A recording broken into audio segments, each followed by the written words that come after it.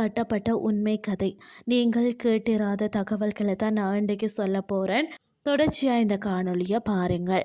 அதாவது அணையின் வரலாற்றினை பார்க்கும்போது பார்த்தீங்கன்னா, மேட்டூர் அணை சேலம் மாவட்டத்தில் மேட்டூர் எனும் இடத்துல காவேரி ஆற்றின் குறுக்கே கட்டப்பட்டது. 10,000 பணியாளர்களை கொண்டு 9 ஆண்டு கால உழைப்பின் பயனாகத்தான் 1934ஆம் ஆண்டு கட்டி முடிக்கப்பட்ட இந்த அணையின் அதிகபட்ச உயரம் பார்த்தீங்கன்னா 214 அடி.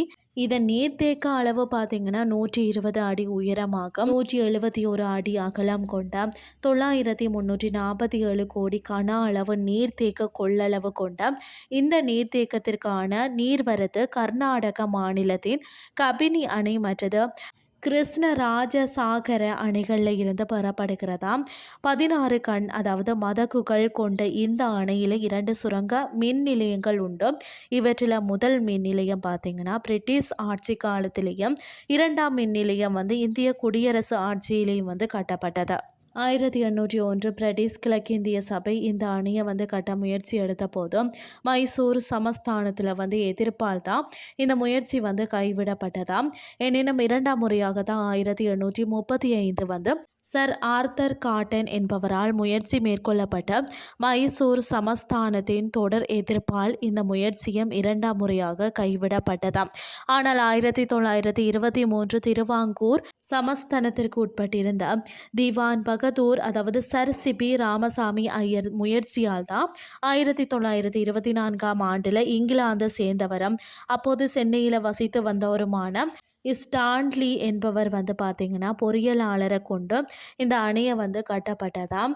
அவற்ற பெயரால் தான் இந்த அணை ஸ்டான்லி அணை என்றும் அழைக்கப்படுகிறதாம். சேலம் மாவட்டத்தின் மேட்டூர் பகுதியில் இந்த அணை பார்த்தீங்கன்னா நேயம்பாடி, செட்டிப்பட்டி, தாளவாடி மற்றது பழைய நாயம்பாடி, பண்ணவாடி, கோட்டையூர் உள்ளிட்ட 33ற்கும் மேற்பட்ட கிராமங்கள் இணைந்து கட்டப்பட்ட அணையாகும்.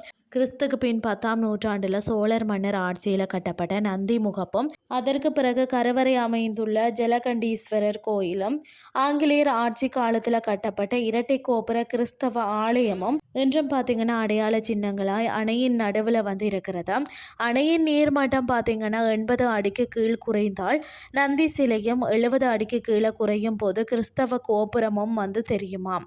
சோழர் மன்னர் ஆட்சி காலத்தில் கட்டப்பட்ட நந்தி முகப்பும், அதற்கு பிறகு கருவறை அமைந்துள்ள ஜலகண்டீஸ்வரர் கோயிலும், ஆங்கிலேயர் ஆட்சி காலத்தில் கட்டப்பட்ட இரட்டை கோபுர கிறிஸ்தவ ஆலயமும் இன்றும் பார்த்தீங்கன்னா அடையாள சின்னங்களாய்த்தான் அமைந்திருக்கிறது.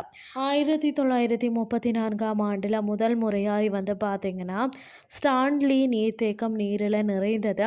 நீர் இருந்தாலும் குறைந்தாலும் எப்பொழுதும் சுற்றுலா பயணிகளை கவர்ந்து இழுப்பதோடு சிதைந்த காலத்தின் அழியா நினைவு சின்னங்களையும் தன்னுள் அடக்கி நின்று காலத்தின் பெருமையை உணர்த்தி மக்கள் மனதை குளிர வைக்கிறதுன்னு தான் சொல்லணும். இன்றைய கிறிஸ்டி உங்களுக்கு பிரயோசனமாக அமைஞ்சிருக்கும்னு சொல்லி நானும் நம்புகிறேன்.